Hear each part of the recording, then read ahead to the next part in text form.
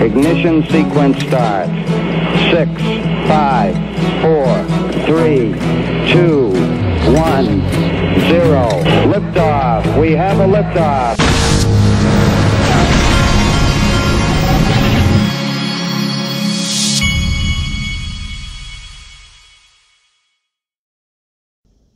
Hey everybody, this is the Digital Asset Investor, and I wanted to start out with this. It seems like maybe I saw this before, but I couldn't remember if I showed it to my audience. So Brad Combs from Digital Perspectives had put this out. This is Glenn Beck, and it's the a Texas legislator talking about working to make gold legal tenders. Well, listen to what he says. What stops you from doing what the Fed wants to do, which is control that money? This is something we're treading very lightly with because we have an eye on what the Feds are doing, the very thing you're describing. And Texas, we believe, needs this to defend our people against what the Feds are up to. That has a lot to do with it. Of course, safeguards put in place, and I think we all agree that the government closer to the people is more responsive, more accountable. And so the states should be the ones doing this, not the Feds. Have you been into our repository, Texas? I have not. I would really like to take a tour of that. I mean, I remember talking to Rick Perry, and I said to him early on, you got to get your gold back. This is when I was in New York, got to get your gold back. And he said, we're working on it. And I thought for sure there was no way Texas was going to get their gold. And we did. And then we built, from what I understand, it is one of, if not the safest place in Texas and one of the most incredible repositories in the world. That's what I've heard. You know, Glenn, when we passed the bill, we thought about maybe putting it at the Alamo, which would be appropriate and symbolic. It just didn't work physically. And so you're right. It makes sense. Texas needed to do it. You proposed it. Kevin Freeman, who I know works with you a lot, pushed this for a long time and has a lot to do with the bill we're working on now on the gold-backed digital. But you're exactly right. Texas has her own gold bullion depository. So this is kind of like the Glint MasterCard. That's the idea. Kind of like the Glint MasterCard. That's the idea. How about that? And then he goes on to talk make a transaction with that, and it calculates the exchange rate and does it for you. The difference with the Glint MasterCard, of course, is that you have to deal with capital gains, right, since it's not currency. Correct. So our goal is to get the benefits of both. All right. So, and that, of course, I've told you many times, Glint's one of my sponsors, and actually, I think we may have had a hand in putting Glint on the map. I think that this is where you can buy gold in your Glint account, and you get a gold MasterCard, a debit MasterCard, where you can literally spend your gold.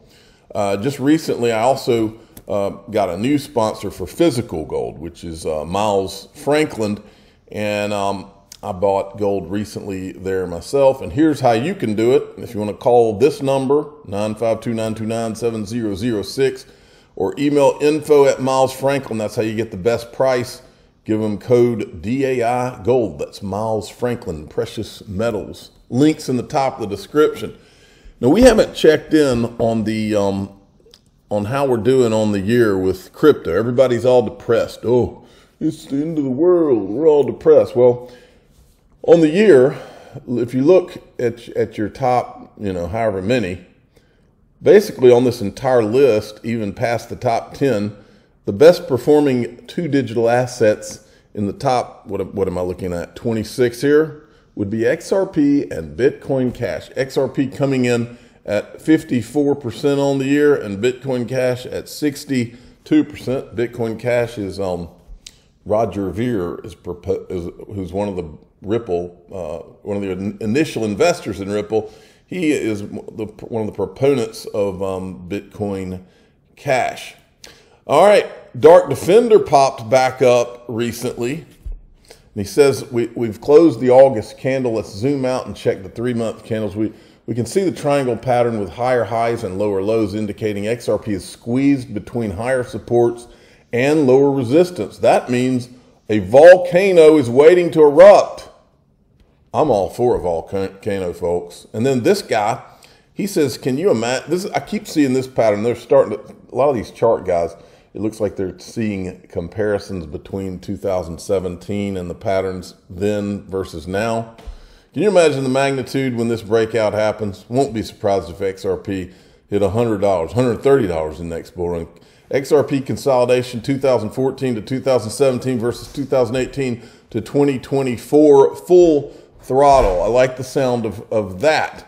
Then I saw this tweet this morning. This is from Mr. Huber, who he used to be Stefan Huber, but he was extremely important in uncovering a lot of the ETHgate stuff. Look what he found.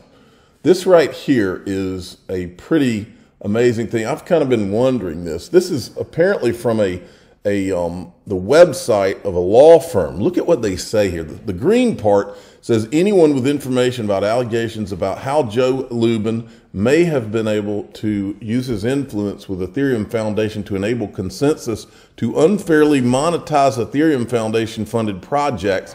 But then look at this one. Any journalist who may have been threatened by Consensus, Joe Lubin, or any other defendant as detailed in the complaint. What in the world is going on there? Okay, then I found there was a couple of clips going around about from Saudi Arabia and India where they were talking Ripple. Now this one is from back in 2019. I don't remember this clip. And so I thought that I would show you, because if I don't remember it, there's a good chance you've not seen it.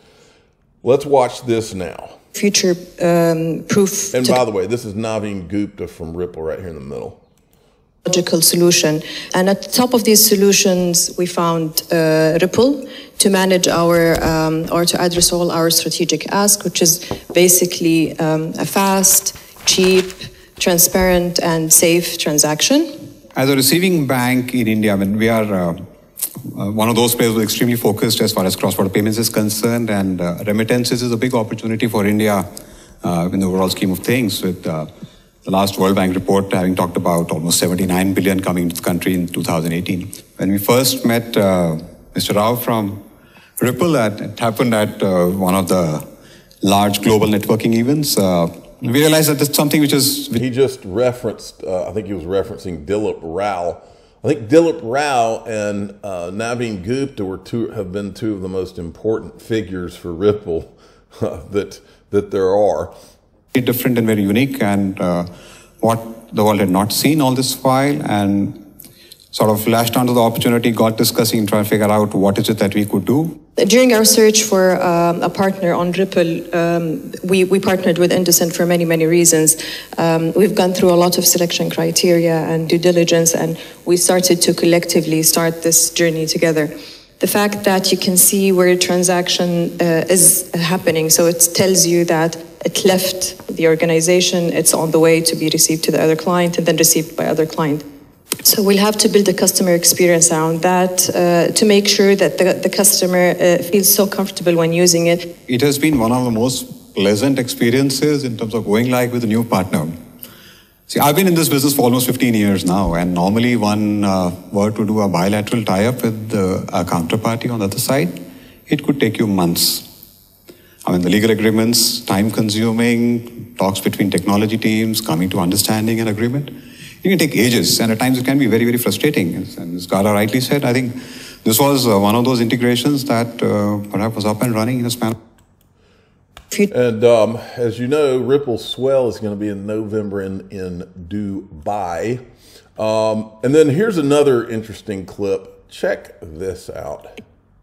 I mean, basically before I move to the best question, and then last question, what excites me about CBDC personally is what it can do to the cross-border transactions. I think that's something all of us are looking forward to because CBDC has different use cases for different countries.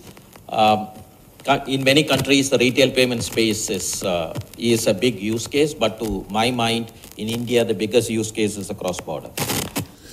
Who would be working on CBDCs in that part of the world? Well, we know that Ripple at various times has been working with as many as 50 central banks on CBDC pilot type projects for years. If you would like to add the 2 plus 2, it typically equals 4. All you got to do is add it together. I'm the digital asset investor. I'm not an investment advisor. This is for entertainment purposes only. Please subscribe. Hit the like button. Tell your friends and family that I am about to go on my 3rd cup of coffee this morning, and I feel like I've been drinking it slow this morning. Thanks for listening.